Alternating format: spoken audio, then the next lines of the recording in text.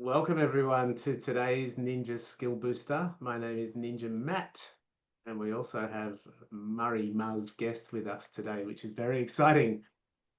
Today's Ninja Skill Booster, harness your strengths for ninja productivity. For those of you that haven't done a Ninja Skill Booster with us before, today's a special event because today we have a special guest. Normally it's myself or one of the other ninjas sharing some of our Think Productive content, but today is a special one. All right, thank you, Muzz. Next slide. Muzz has just got his hands on the slides for me for the first three. For those of you that don't know me, I am Ninja Matt or Matt Cowdroy. I like to say I'm a ninja for life. I'm here to help you get more enjoyment out of your work, reduce your stress, increase your productivity. Feel free to connect with me on any of the usual channels or the business as well. LinkedIn's a good one for a personal connection. Thanks, Mars. Next slide. And our business, Think Productive, for those of you that don't know. So welcome back, our regular attendees. But for those of you that don't know Think Productive, we're a global business with our head office in the UK. It was founded by Graham Alcott, who wrote this wonderful book, How to Be a Productivity Ninja. I came across Graham's work about 10 years ago and loved it so much that I started the business here in Australia and New Zealand. And this is what we're all about, helping you love Mondays, helping you enjoy your work. This is a real personal passion of mine as well, is to help you all our clients and myself and Muzz get as much enjoyment and fulfillment out of our work as we can. Now, I would like to introduce Muzz officially. We've known each other for many years, and he is a wonderful human being. He's a very experienced facilitator and Gallup Strengths certified coach. I uncovered my Gallup Strengths with Muzz more than 10 years ago now, and they really changed the way I approached my work and my life, giving me that improved level of self-awareness, knowing where to put my focus. But I'm going to let Muzz explain the benefit of strength. So he's a wonderful human being. He's volunteered his time to be with us this morning to share with us some information about strengths and some actionable outcomes. As with these sessions, we always plan that you take something away with you of value, something you can put into practice. So I'm now going to hand over to Muzz, and I'm going to do the unusual thing of sitting back and listening. So thank you, Muzz. Over to you. Matt, thank you for a beautiful introduction. Thank you for having me here today, and great to see everyone chatting and connecting in the chat. I am in a Wabikal country, Lake Macquarie, Newcastle area, and I pay my respects to the traditional owners of this land and that connection to culture, elders past, present, and emerging. I love how people have been sharing the traditional owners of the land on which they're on in the chat. If you haven't done that and you can and you do know the name, please do that. I always take the inspiration from our traditional owners around storytelling. And I know there's lots of storytelling with Productivity Ninja and getting to share and learn from each other. And for me today, it's that storytelling around strengths and the impact of knowing your strengths and what that can mean. So what we're going to do is go through some strengths information. I've known my top strengths and embraced the strengths approach now for 13 years. There's my top 5. When I found out these Clifton Strengths themes, I was like, this makes sense. I can understand how they make me, how they've got in my way, how they've helped me at work, in my personal life, but also with that getting in the way, how sometimes they can hinder at different times. I could talk for the whole rest of the day about strengths, and obviously it is Monday morning. We've got lots of other things to do, so we do have just this next 45 minutes to really talk through strengths. For me, it wasn't just my top strengths, but it was also the strengths-based philosophy, which I really connected with. And at the time, personally, I was probably not feeling very connected with myself and motivated. And over my career, I've done a few different sort of self-assessment tests. But when I did strengths, I was like, the strengths-based approach really helped me feel better about myself and connect with how can I be more of my true self and be, again, mindful of when they can get in my way and some of those blind spots. Since finding out my strengths and becoming certified through Gallup, I'm proud to say I've helped around 5,500 people understand their strengths. through a whole range of organizations in coaching and team sessions. And the impact of that has been great to see, from the smallest little, oh, I know myself better, my inner critic's quieter. I remember someone saying that to me, through to teams having more productivity because they understand how they approach things through their own strengths and appreciating that in each other. I will ask, if anyone has done the Clifton Strengths Assessment and you're happy to share and you know your top strengths, please type them in the chat. It'd be great just to see any of those. But please be aware, today is not about doing that assessment. It's more around the strengths-based approach and the power for that for your productivity. So let's keep moving along. Don Clifton, it is the Clifton Strengths Assessment through the research of this gentleman, Don Clifton, who invested all of this research into people understanding their strengths. And what was driving him was, what will happen when we think about what's right with people rather than fixating on what is wrong with them? And just that simple quote, and driving him and his team to look at people do things differently. What's right with that, as opposed to that's wrong, that's not the way. And even imagine a poor manager, I say poor, not a very good manager, saying, here's your job description, everyone does it exact same way. Go back 50, 60 years, you can imagine a lot of that happening, maybe not even go back that far. So with this question, it was very much around, how can we appreciate what's right and have that curiosity, acknowledge that and embrace that and give people the chances to do that. And so what Don Clifton and his team did was they invested over 5 decades of research into people understanding their strengths, tens of thousands of interviews, 1 million work teams studied. And what that brought up was this framework for people to understand when they can be at their best. Right now, there's over 80,000 organizations globally that use the Clifton Strengths Assessment. And it's not really an assessment because it's not assessing strengths, but let's say the Clifton Strengths approach. Last month, globally, it turned over 35 million people. So it's not just a little thing. There's a lot of research in there, and Gallup do a lot of research to understand when people are at their best. And so when we now start to understand our strengths as individuals and as teams, and then we overlay that with productivity, how can that help us show up? How can that help us get things done? How can we now start to think about, oh, I avoid things, I get a bit sort of procrastination on certain elements and certain tasks, and then we can manage that. And so when leaders then also understand that, they can think about how they delegate work to each member of their team and work together as well. Back on myself for my own story, definitely when I have also known that, I get to think more about how I can set myself up to get things done during the day, and when I can really apply my strengths, but also when they can, again, get in my way, and I've got to be mindful of that. You may even have noticed that one of my top 5 was responsibility. I love taking the responsibility for my actions and my tasks, and making sure I get things done and ticking things off. But what that can also do is lead to not letting things go and delegating as well. So as you can see on the screen, there are lots of science behind the strengths-based approach. What does that look like? When people get to use their talents day in, day out, we get to show up as our true selves and use our strengths.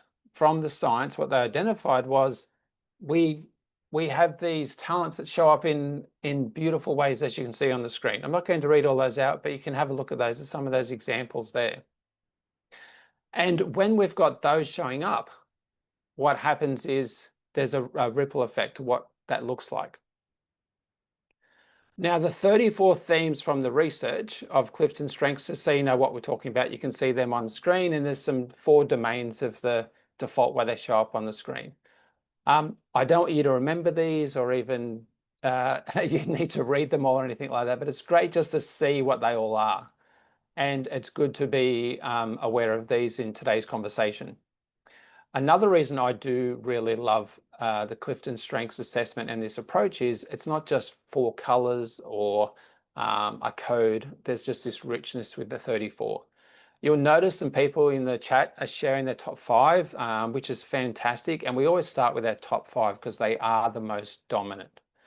And there's a whole range there you can see. And I'll send some information, or sorry, Matt will send through this afternoon some information where there's some further links where you can read a bit more about these as well. Now, in the Murray, Gallup framework, can I just yeah, ask a sure. question there? I see a really Yeah. interesting one that's called woo. Can I just ask what woo is all about? That's got Oh, me very Matt, curious. thank you. So And this is a random interestingly, question, everyone. This is not a rehearsed question. So yeah. no, well, the interesting thing with woo that the fact that you ask is out of all of the, I'd say hundreds of times I've talked about strengths, it's the one that I always get asked about. So woo is an acronym for winning over others. People high in Oh, the woo okay. talent are very good at connecting with lots of people, very good at winning them over, very good at influencing, very good at bringing people on the journey quite quickly. Right. I noticed Abby said they went straight to Google. Can you go back a slide, please? Says Melinda. And Rachel, because I thought of woo woo as in, maybe that's more intuitive or something, but okay. Winning over others, is that what you said? Winning over others, yeah. Okay, interesting. There we go. Thank you. Um, yeah, I think and that is an spot on, interesting Matt. one. It is the Yeah. one that often gets asked about. That one, restorative, restoring things, fixing problems, maximizes good to great, making things better, for example. Oh, Donna, I love that. It's woo more than woo. Yeah. Ah, yes. And not Yeah, woo woo. not Rachel woo thought woo. woo. Yeah, I thought it was Yeah, woo yeah, woo. yeah. Okay. Because I reckon Um, if it was woo woo, I'd have that as number five anyway. All well, right. that would be connectedness. So connectedness Ah, is people high in okay. connectedness have a belief that everything happens for a reason and everything's connected universally or even Oh, shows up that's really within good. organizations. Yeah. Well, there you go. It even does Belief. include the woo woo. All right. Thank you. There we go. Beautiful. All right. We could, as I said, we could talk about this all day, but let's get to some more juicy information. What you saw on the screen was the 34 Clifton Strengths themes. Through Gallup's research, they said, and I say Gallup because that's part of the relationship with the original research, Don Clifton. We have these natural talents. Let's invest in those, understand those, so that they can be turned into strengths. And a great way to think about this is think back to when you were a child and you tried a sport or a hobby, a musical instrument, art or something like that, and you took to it really easily and you're like, wow, this is like my calling. I love doing this and I take to it easily. That's like those natural talents. If you are happy to share any of those that you took to easily growing up, please type them in the chat. I'd love to know. Some people say it was like tennis or dancing or painting or playing the saxophone, whatever it might be. It's a great way to think about our strengths and our talents. And then another thing to think about is what were those things I tried when I was younger? I was like, oh, this is not for me. This is not my thing. And I'm happy to put cricket at the very top of that list. You can add golf and swimming while you're at it. It's that those things just aren't for me. And so with a strengths-based approach, knowing where those natural talents lie, invest in those, turn those into strengths.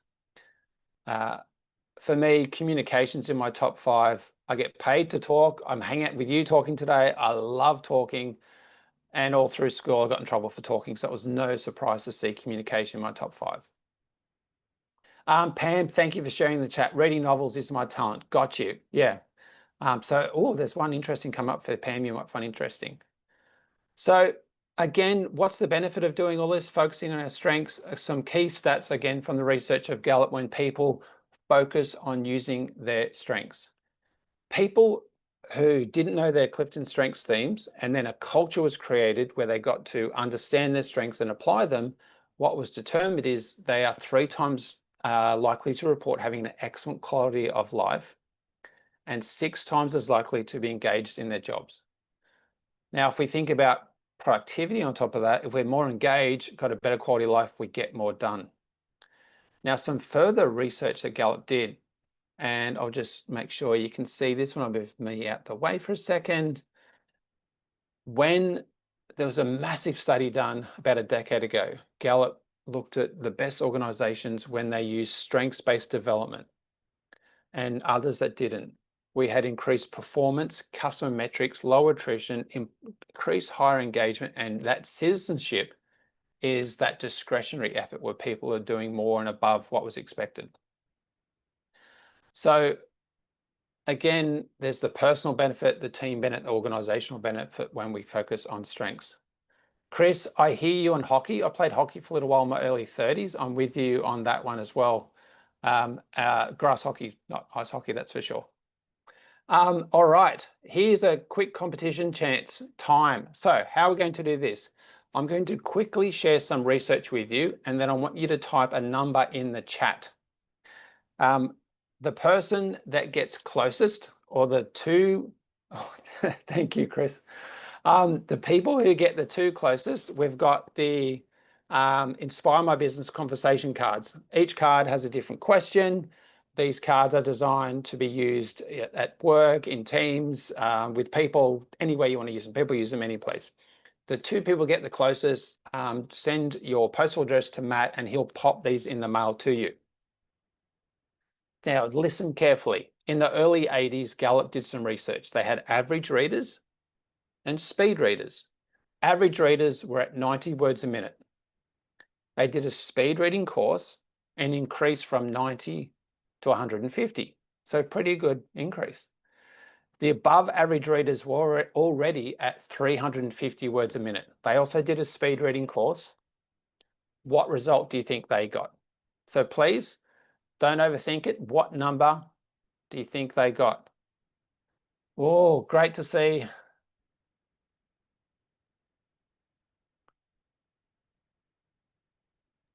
I don't know how we're going to judge this with all these numbers.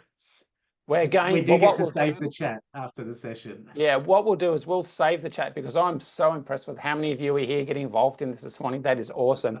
I did see some ones that range from 350 through to 1500. So some great ranges there, which is awesome. Julie's got 1,000 there. Blaney's got 700. We might even end up sending a few prizes out based on this, which is awesome. Thank you, And everyone, for maybe, having a Mars, go. whoever thinks they got closest, they can put the word winner in the chat as soon as you put up the number. That'll help us narrow it We'll down. go If with you the think you're a honesty. winner, yeah. If you think you're a winner, put winner in the chat when we know the Yeah. answer. May is saying, oh, the competition's coming up. All right. So here's the data for you. Now, before I share this, I'll be very honest. When I first saw this, I was a bit, oh, really? Because the skepticism came out. And I've shared this many times over the last decade with a number of those sort of skepticisms and questions asked. But here's the point. This is the Nicole's data they already got. put winner in the chat, by the way. I know, she's keen. She's keen. Jump the gun there, Nicole. Whoa, I said 420. That is crazy. I actually didn't know that answer. Wow. So what has happened over the years? People quickly get out their phone and start doing the calculation. Is that possible? Could they understand it? Is that real? And all of that. In the follow-up information I provide Matt to send you has a link to some of this. Now, before you get the skepticism we have as humans and challenging this, just take a moment to think back around those natural talents that you were reflecting on as a child that you took to easier. And think about when you invest in those and you achieve turning those talents into strengths. Now, think just for a moment also about the Olympics that were on recently in Paris, and you had someone doing javelin, but they weren't doing breakdancing, for example, or they were doing running, but they weren't doing swimming. And we often see it in sport where someone has this amazing talent and they invest in that to be the top of their game. Your top strengths are very, very similar. It's like playing in the green part of this graph. What we want you to do, what I invite you to do, what I encourage you to do is know those top strengths and really invest in those to be your best. Now, the other Don Clifton quote that I'll share, which I love, is when we try and make people well-rounded, we take the points off them that make them stars. Now, you might think, oh, that sounds like a quote that should be on a cushion at Kmart. However, I love that quote because for me, it is about we can't be well-rounded. We can't be good at everything. We might be okay at lots of things. But when we know those top strengths, when we understand those, when we lean into those, when we apply those, we can be at our absolute best. And this research is hopefully a reminder of that. So please don't get distracted and hung up in trying to do all your calculations on that, but think about the real impact when you focus and play in that green zone and your top strengths. So Matt's doing the calculation. We'll reach out, make sure you get your postal address, send you the Inspire My Business conversation cards, which are from my business to help people connect. So thank you for playing. So when we get to play in that space, you look forward to going to work, have more positive, negative interactions. We treat our customers better, tell friends we work for a great company. We actually achieve more for playing those strengths, and we have more positive and creative and innovative moments. Now, doesn't that sound great? Isn't that where we want to play? Isn't that where we want to be? For anyone that's a parent online today in the webinar, there's a range of strengths-based assessments and tools out there for children, and I really encourage you to check those out. Gallup has a couple, there's a couple others out there, but if you think about the bullet points on the screen here and then applying that to children through their own journey growing up in life with friends and at school, and then they can also be in that zone, and how powerful that is for their emotional well-being and also to achieve the results that they want to achieve and you want to help them achieve as well. So don't hesitate to check out any of those. I'll include a link to one of those in the follow-up information for Matt to provide you as well.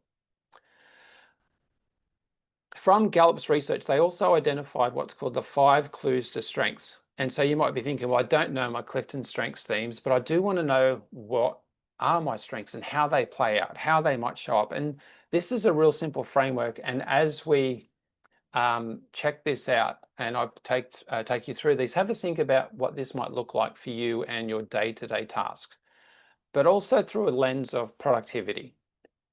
Because there's some things obviously we love to do and some things we just sort of resist and push back from.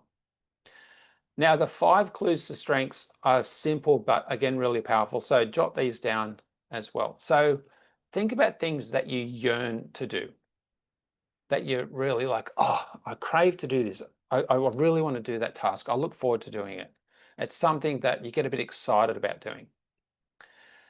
When you do a task, it might be a new task, or you're investing in learning more about a certain task or process or whatever it might be, there's rapid learning. You learn it quickly. That's another clue to you're playing in that strength zone.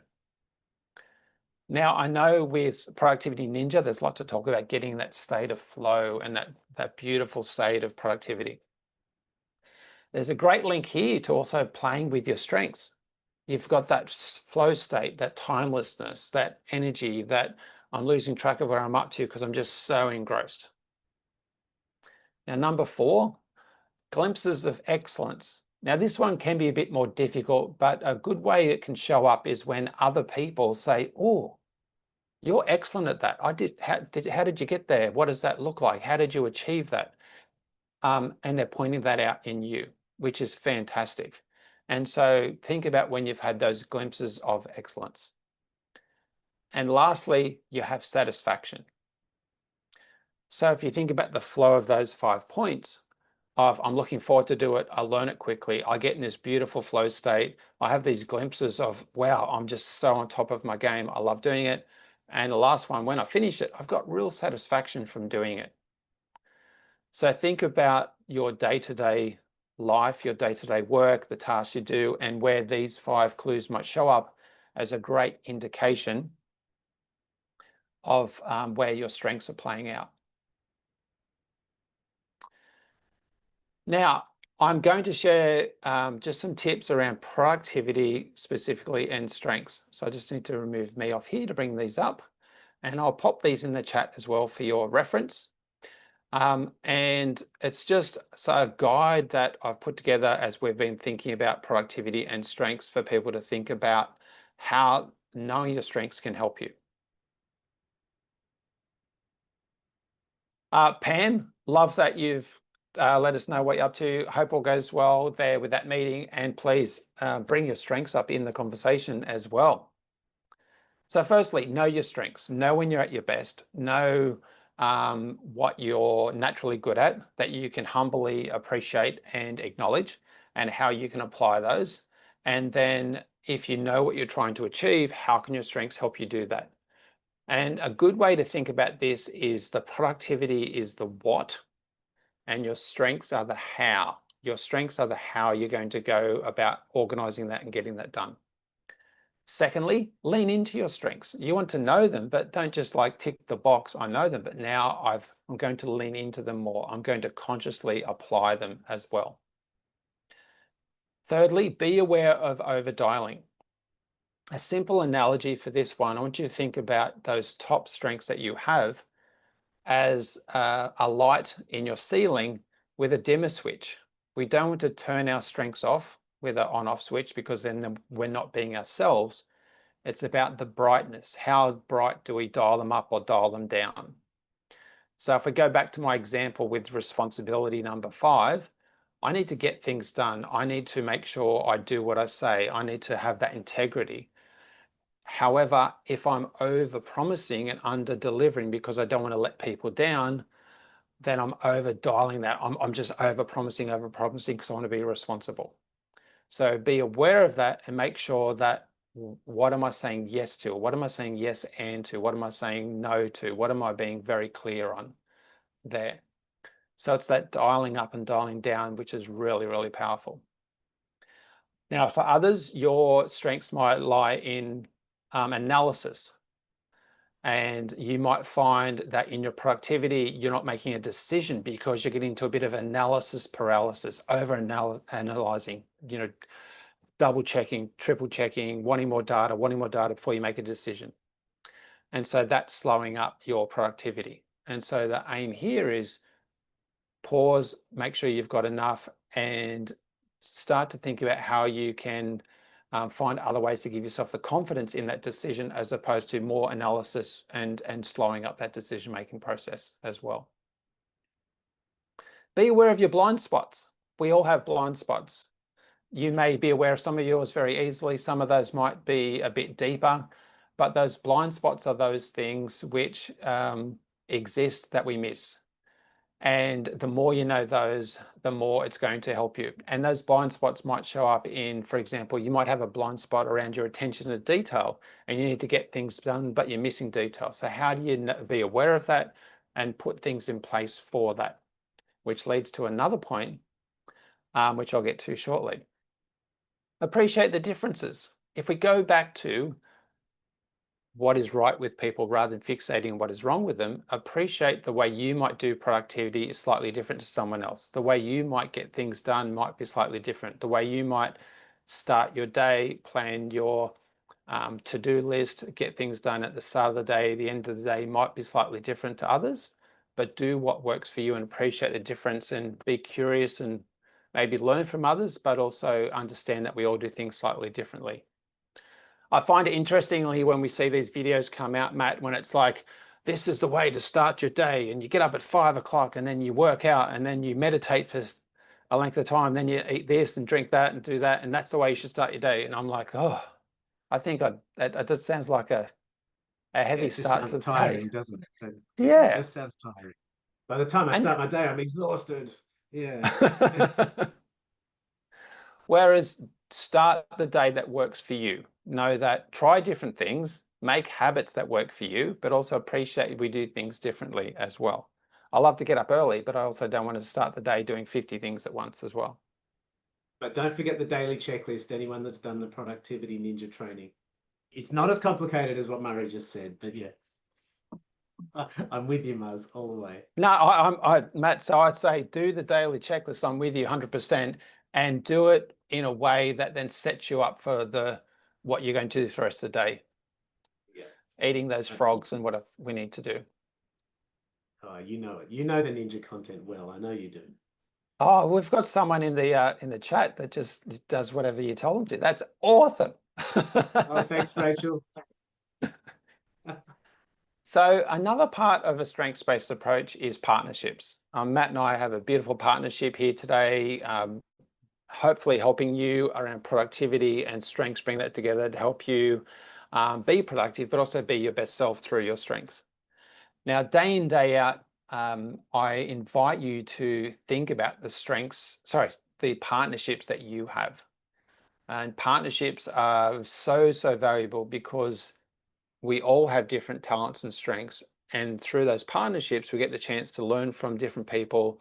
We can share what we know, we can learn from them, and we can achieve more together. I think back in my career when I was the L&D manager of a large manufacturing site, and I had a beautiful, strong partnership with someone on site that was in a technical role. We would meet regularly for a cup of coffee and share, and I would learn about the technical aspects, and he would learn from me about the development side of things, and we would come up with different things together that we wouldn't even have done or thought about unless we were having that partnership through that collaboration. And so partnerships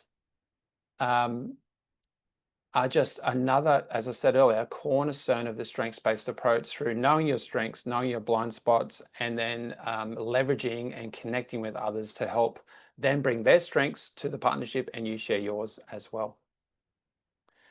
Now, this links back to my earlier point about the blind spots, and I'm a big believer around how can you systemize the gaps? How can you be aware where your strengths and talents lie to achieve what you want, what you need to, but also where can you set up a system? The daily checklist is a great example of that, where it's just a really powerful process where if you use that system, it helps you get on top of what you need to do. You might have other little systems, other little processes that helps you manage around some of those other blind spots or gaps in your strengths. The power of that is it just sets you up for success. You're not trying to do everything. You're not trying to, again, be well-rounded and good at everything. Use those systems to help you. For me, I'm definitely a to-do list writer, a master to-do list writer, and then break that down into the priorities, and that really helps me. For me, though, I'm not strong in the analytical side. And so I need to systemize how I'm capturing some of the data in the work that I do to make sure that that's being done because it just doesn't come naturally to me. And lastly, from a strengths-based approach, be kind to yourself. I think it's easy to get caught up in some of these things, to be really focused on, I'm trying to be good at everything, I'm trying to be my best. And with a strengths-based approach, we're starting to, or I hope, realize that, well, we have strengths in some areas and other areas we don't, and that's okay because we're all humans, and let's be kind to ourselves around that. So for me, that's been a powerful piece around the emotional well-being. For me, thinking about, okay, I've got those gaps, how can I just appreciate that and be kind to myself on that? And I've heard so many great stories over the last decade where people have also had that connection with where their personal strengths lie and those talents, and then that help them understand how they can be the best version of themselves as well. So just 8 little simple tips there. Of course, we can expand those out in the application, and hopefully as I talk through those, you got some ideas and you jotted those down, but also you can see they're in the chat there if you just want to copy and paste them as well. So on a strengths reflection, a simple way to do this as well, of course, you can do the Clifton Strengths Assessment as I mentioned earlier, but additionally I'm just going to move me over here. Good way to think about it, and I'd really encourage you to do this week, is think about what energizes you. What are those things that you love doing? And at the end, you've actually got the same or hopefully even more energy. What does come easier to you? And where have you got some of those moments of rapid learning where you're like, oh, I'm learning this task and it's coming to me so easily, so quickly. What do you crave to do? What do you look forward to doing? Where's some of that yearning coming out? Where have you got those moments where you're in a state of flow? So hopefully when you do all that reflection, you're thinking about where your strengths are coming out to play. And then on the other side, what are you procrastinating? Like, what are you really pushing back on? It's like the big frogs that you don't want to eat. And you're like, okay, so what's at play there? Is it an understanding? Is it a confidence? Is it some talents that you don't have? Is it some capability that you're not too sure where to start? But be really mindful of that. And then how can you start to put in place some of those other processes to help you move forward on that? And of course, the power of partnerships. Who could you partner with to help you around the bits and pieces that we've been talking about today? So Matt's just put a screenshot in there, which is great. And I've just also put in those points there. I'm just going to give everyone just a couple of minutes. I'm going to have a sip of my tea. I want you to just have a little reflection. And if anyone, when you think about those things, anything comes up, you want to just type them in the chat, that's great. But also please don't think you have to. Do what's comfortable for you. But what I'd like you to do is just take a couple of minutes to think about where some of these things might lie for you and what answers are coming up for you with these questions.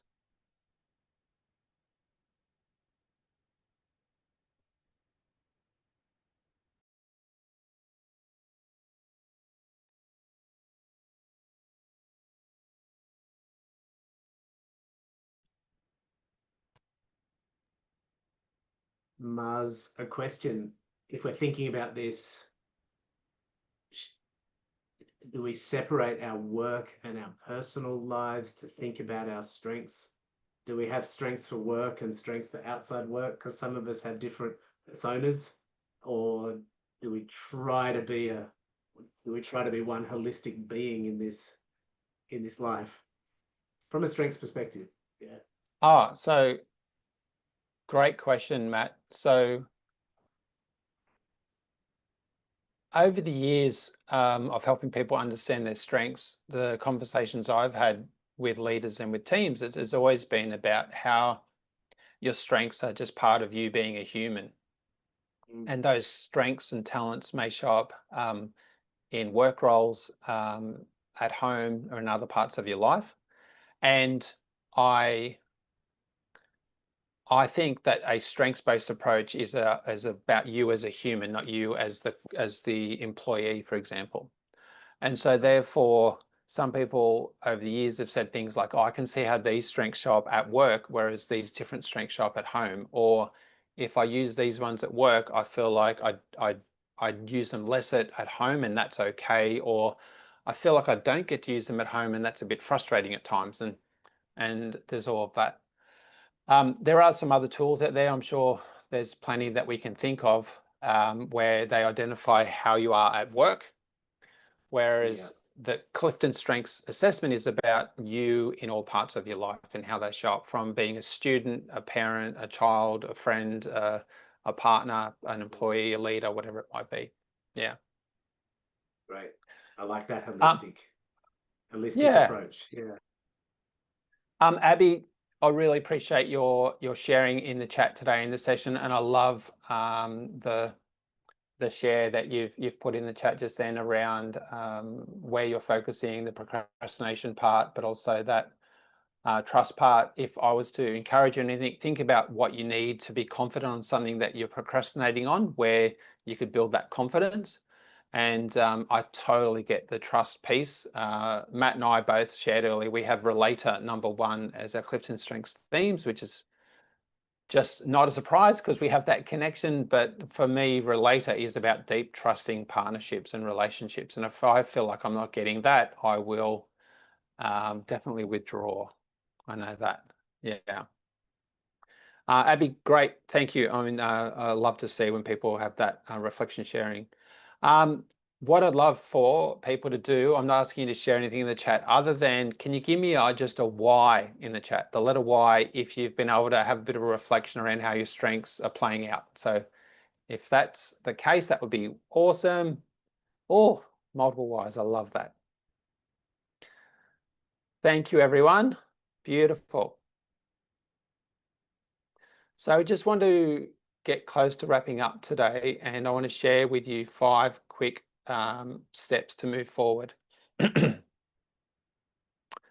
First one, look out for the follow-up information. Matt and I will put together an email that'll be sent out not long after we finish today, which will have some of the key things we've talked through today, a link to the recording, plus also some further reading and tips there for you as well. So please look out for that to support your journey and the application of your strengths.